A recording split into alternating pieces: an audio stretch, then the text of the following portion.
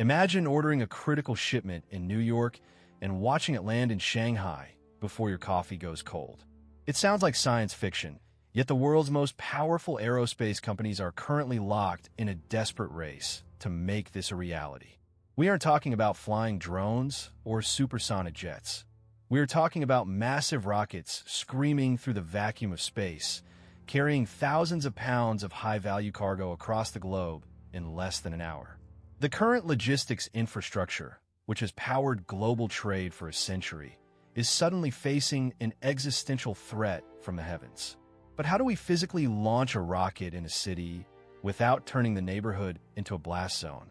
Can the economics of a multi-million-dollar launch ever compete with the sheer volume of a 747? And most importantly, who is actually funding this insanity? And why does our future depend on it? The path to the stars is no longer just for astronauts. It's for your next shipment. For 80 years, the Boeing 747 has been the undisputed queen of the skies. It carries massive loads across oceans, connecting markets with the speed and reliability that built the modern world. But there is a hard, physical ceiling to what traditional air freight can achieve. To travel faster than the speed of sound, you face the brutal reality of drag and fuel efficiency.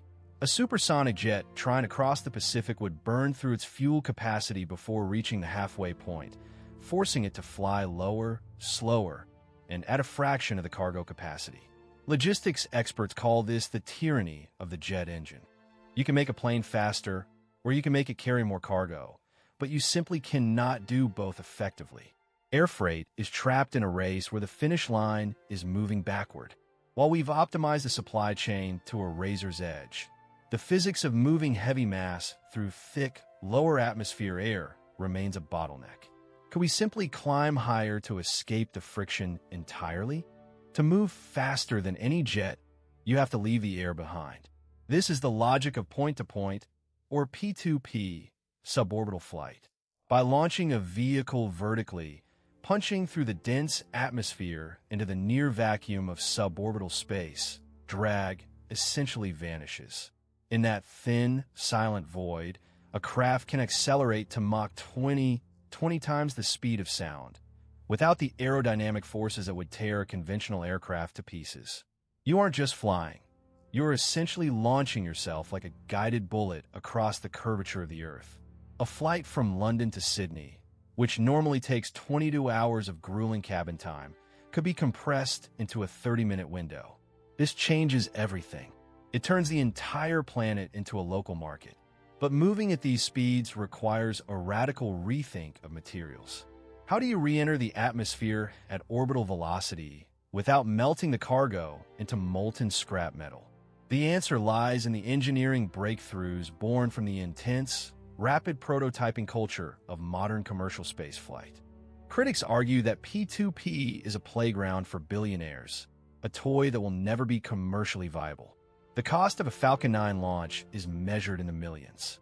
If you divide that by the cargo weight, the price per pound is astronomical compared to a standard air freight shipment. However, this misses the point of value-based logistics. Consider the global pharmaceutical market, military logistics, or disaster relief.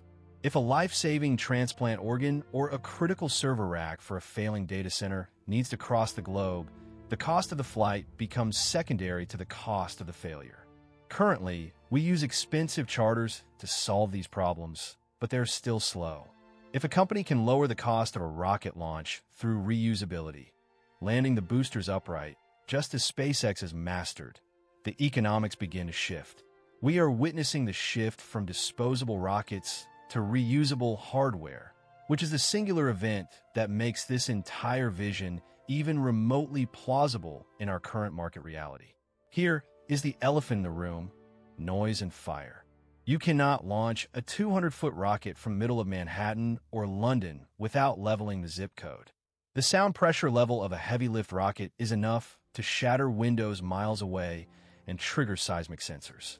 To make P2P cargo a reality, we have to move the launch pads.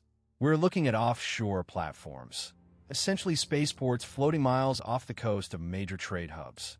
Cargo would be ferried from the city to the offshore launch facility by high-speed vessels, launched into the suborbital arc, and then recovered at a similar facility near the destination. It's a logistical chain that requires a perfect handshake between the sea, the sky, and the spaceport. Building these platforms is a massive undertaking, requiring international cooperation and a complete overhaul of how we define airport zones and aviation authority regulations. Who owns the sky when it becomes a highway for Mach 20 missiles, even if they are carrying a new laptop? If the engineering is the hurdle, the bureaucracy is the brick wall. Air traffic control systems are currently designed for planes that fly at 500 miles per hour. They are not built for vehicles that transition from suborbital space back into civilian airspace at thousands of miles per hour. Every launch requires a massive no-fly zone that disrupts commercial aviation patterns for hours. Integrating these rockets into the global air traffic management system is a problem that requires a total rewrite of international aviation law. Governments are terrified of the liability. If a booster goes off course or a re-entry trajectory is off by a few degrees, you aren't just losing cargo, you are potentially creating a catastrophic event in a populated area. This is why the first wave of P2P will likely be military and state-led.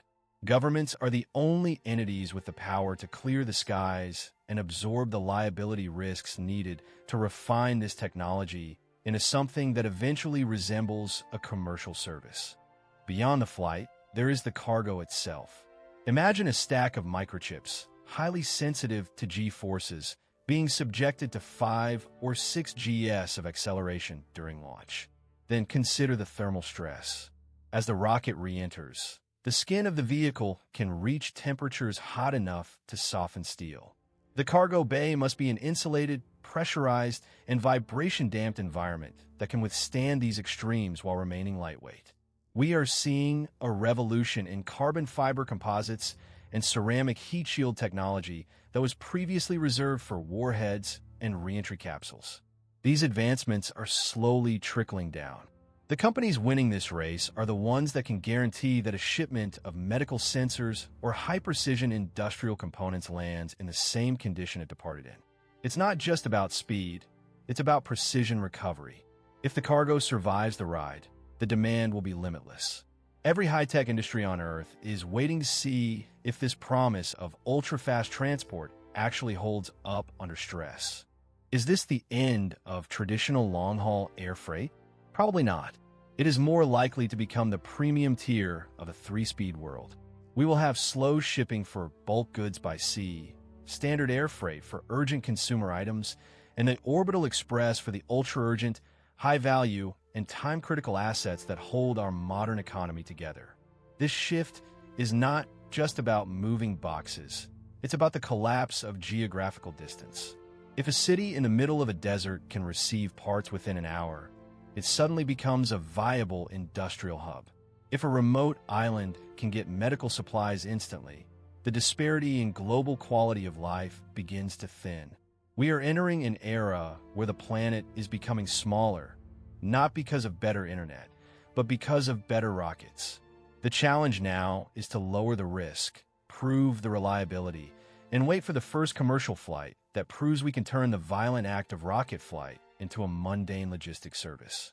The war for the sky is just beginning, and it's being fought not by pilots, but by engineers and venture capitalists betting on a future where geography is obsolete. We are moving from a world where we wait days for packages to a reality where we wait minutes, fundamentally altering how we conduct business, respond to emergencies, and perceive the size of our own planet. While the hurdles, noise, cost, and regulation are immense, the history of aviation tells us that if the technology works, the world will eventually demand it. As we push the boundaries of what is possible, we have to ask ourselves, how much is our time actually worth? And are we ready to pay the price to shrink the distance between us? If you want to keep track of the companies currently winning this silent race, subscribe for more breakdowns on the edge of aerospace innovation. The world is getting smaller, and we're just getting started.